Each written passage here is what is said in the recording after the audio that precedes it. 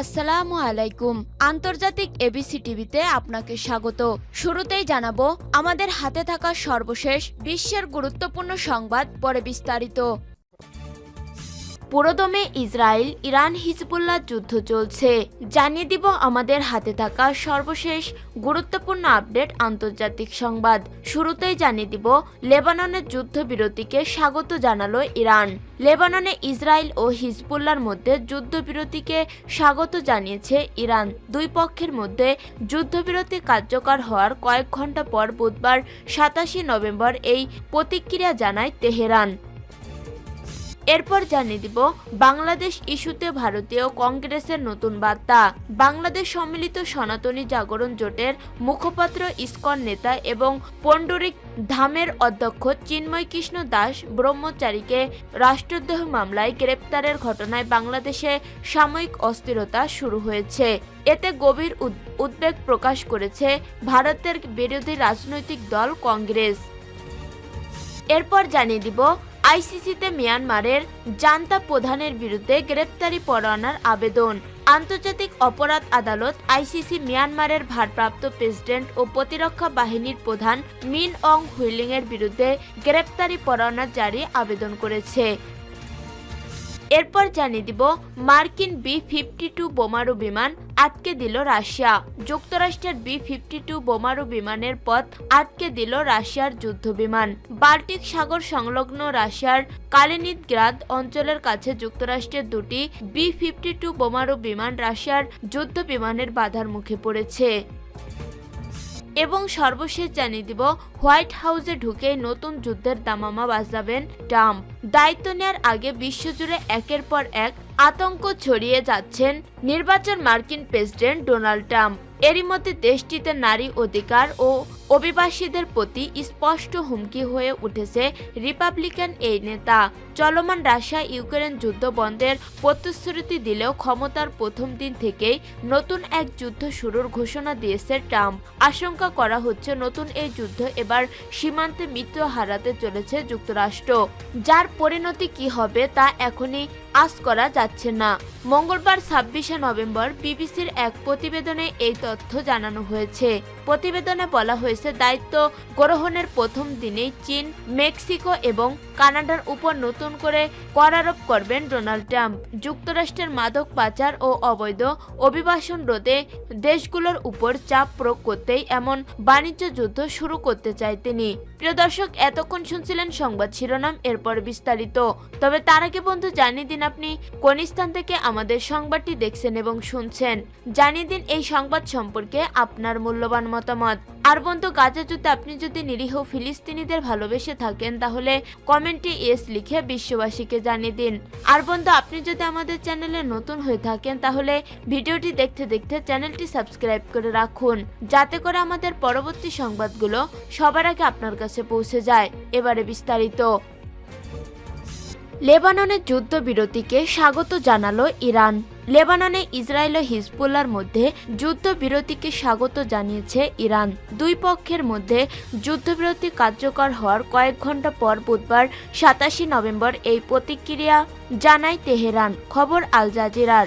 ইরানি পররাষ্ট্র মন্ত্রণালয়ের মুখপাত্র ইসমাইল বাঘাই এক বিবৃতিতে লেবাননের সরকার, জনগণ ও প্রতিরোধ আন্দোলনের প্রতি ইরানের দৃঢ় সমর্থনের কথাও পুনর্ব্যক্ত করেছেন। প্রতিরোধ আন্দোলন বলতে ইরান সমর্থিত সশস্ত্র গোষ্ঠী হিজবুল্লাহকে বোঝানো হয়েছে। হিজবুল্লাহকে সামরিক ও আর্থিক সহায়তা দিয়ে থাকে ইরান।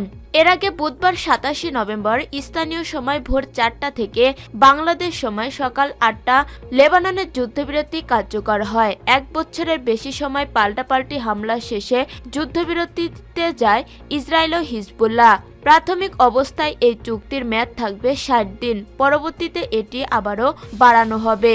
মঙ্গলবার ইসরায়েল ও হিজবুল্লাহর মধ্যে একটি যুদ্ধবিরতি চুক্তি হওয়ার কথা জানান মার্কিন প্রেসিডেন্ট জো বাইডেন। তার মতে যুক্তরাষ্ট্র ও ফ্রান্সের মধ্যস্থতায় এই চুক্তি সম্ভব হয়েছে। হোয়াইট হাউসে বক্তব্য দেওয়ার সময় বাইডেন বলেন, ইসরায়েলের নিরাপত্তা মন্ত্রিসভা 10-1 ভোটে তিনি চুক্তি অনুমোদন করেছে।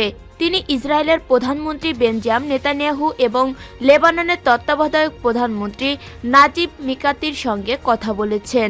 সংঘর্ষ স্থানীয় সময় ভোর 4টা অর্থাৎ বাংলাদেশ সময় সকাল 8টা শেষ হবে বলে জানান তিনি বলেন এই চুক্তি স্থায়ী যুদ্ধবিরতির জন্য তৈরি করা হয়েছে। হিজবুল্লাহ ও অন্যান্য সন্ত্রাসী সংগঠন ইসরায়েলের নিরাপত্তাকে আর হুমকির মুখে ফেলতে পারবে না। উভয় পক্ষের বেসামরিক জনগণ শিগগিরই নিরাপদে তাদের নিজ নিজ কমিউনিটিতে ফিরে যাবে। প্রাথমিক অবস্থায় এই চুক্তির মেয়াদ থাকবে 60 দিন। পরবর্তীতে এটি আবারও বৃদ্ধি করা হবে। এই চুক্তির মধ্য দিয়ে লেবাননের সশস্ত্র গোষ্ঠী হিজবুল্লাহর সঙ্গে ইসরায়েলের 1 বছরও বেশি সময় ধরে চলমান রক্তক্ষয়ী সংঘাতের অবসান ঘটাতে যাচ্ছে বলে আশা প্রকাশ করা হচ্ছে। এই সংঘাতে হাজার হাজার সামরিক ও বেসামরিক মানুষ হতাহত হয়েছেন। বাংলাদেশ ইস্যুতে ভারতীয় কংগ্রেসের নতুন বার্তা। বাংলাদেশ সম্মিলিত সনাতনী জাগরণ জোটের মুখপাত্র, ইসকন নেতা এবং পণ্ডরিক ধামের অধ্যক্ষ চিন্ময় কৃষ্ণ দাস ব্রহ্মচারীকে রাষ্ট্রদ্রোহ মামলায় গ্রেপ্তারের ঘটনায় বাংলাদেশে সাময়িক অস্থিরতা শুরু হয়েছে। এতে গভীর উদ্বেগ প্রকাশ করেছে ভারতীয় বিরোধী রাজনৈতিক দল কংগ্রেস। সেই সঙ্গে বাংলাদেশের ধর্মীয় সংখ্যালঘুদের নিরাপত্তাহীনতা নিয়েও দলটির পক্ষ থেকে উদ্বেগ প্রকাশ করা হয়েছে। ভারতের রাষ্ট্রীয় সংবাদ মাধ্যম পিটিআইয়ের বরাতে এ খবর প্রকাশ করেছে দ্য ডেকান হেরলা। বুধবার 27 নভেম্বর কংগ্রেসের মিডিয়া অ্যান্ড পাবলিসিটি বিভাগের চেয়ারম্যান পবন খেরা এক বিবৃতিতে এই উদ্বেগ প্রকাশ করেন। তিনি বলেন, ভারতের কেন্দ্রীয় সরকার বাংলাদেশের সংখ্যালঘুদের জানমালের নিরাপত্তা নিশ্চিতে প্রয়োজনীয় পদক্ষেপ নেয়ার জন্য বাংলাদেশ সরকারের প্রতি আহ্বান জানাবে বলে প্রত্যাশা করেছে ভারতীয় জাতীয় কংগ্রেস। পবন খেরা বলেন, বাংলাদেশে ধর্মীয় সংখ্যালঘুদের নিরাপত্তাহীনতার পরিবেশ নিয়ে গভীর উদ্বেগ প্রকাশ করেছে কংগ্রেস। ইসকন নেতা ও সন্ন্যাসী চিন্ময় কৃষ্ণ দাসকে গ্রেপ্তারের ঘটনা এই নিরাপত্তাহীনতার সর্বশেষ উদাহরণ। এর আগে মঙ্গলবার 26 নভেম্বর চিন্ময় কৃষ্ণ দাস ব্রহ্মচারীর মুক্তির দাবিতে আন্দোলনকারীদের হামলায় সাইফুল ইসলাম আলিফ নামে চট্টগ্রামে এক আইনজীবী নিহত হন। মঙ্গলবার বিকেল 5টার দিকে চট্টগ্রাম মেডিকেল কলেজ চমেক হাসপাতালের চিকিৎসকরা আইনজীবী সাইফুল ইসলামকে মৃত ঘোষণা করেন। হামলায় আহত হন আরও 7 থেকে 8 জন। সোমবার বিকেলে রাজধানী ঢাকা থেকে চট্টগ্রামে যাওয়ার সময় শাহজালাল বিমানবন্দর থেকে বাংলাদেশ পুলিশের বিশেষায়িত গোয়েন্দা শাখার ডিবি সদস্যরা চিন্ময় কৃষ্ণ দাসকে গ্রেপ্তার করেন। পরে সড়কপথে আন্তর্জাতিক শ্রীকৃষ্ণ ভাবনা মৃত্যু সংঘের ইসকন আলোচিত সাবেক এই সংগঠনকে ঢাকা থেকে চট্টগ্রামে পাঠানো হয়। সোমবার রাতে তাকে চট্টগ্রাম মহানগর পুলিশের গোয়েন্দা কার্যালয়ে রাখা হয়। মঙ্গলবার সকাল 10:30টার দিকে চট্টগ্রামের কোতোয়ালি থানায় দায়ের হওয়া মামলায় গ্রেপ্তার দেখিয়ে মহানগর ৬ষ্ঠ কাজী শরীফুল ইসলামের আদালতে হাজির করা হয় চিন্ময় কৃষ্ণকে। এদিকে আদালত জামিন নামঞ্জুর করে তাকে কারাগারে পাঠানোর নির্দেশ দেওয়া হয়। আইসিসিতে মিয়ানমারের জান্তা প্রধানের বিরুদ্ধে গ্রেপ্তারি পরোয়ানার আবেদন। আন্তর্জাতিক অপরাধ আদালত আইসিসি মিয়ানমারের ভারপ্রাপ্ত প্রেসিডেন্ট ও প্রতিরক্ষা বাহিনীর প্রধান মিন অং উইলের বিরুদ্ধে গ্রেপ্তারি পরোয়ানা জারির আবেদন করেছে।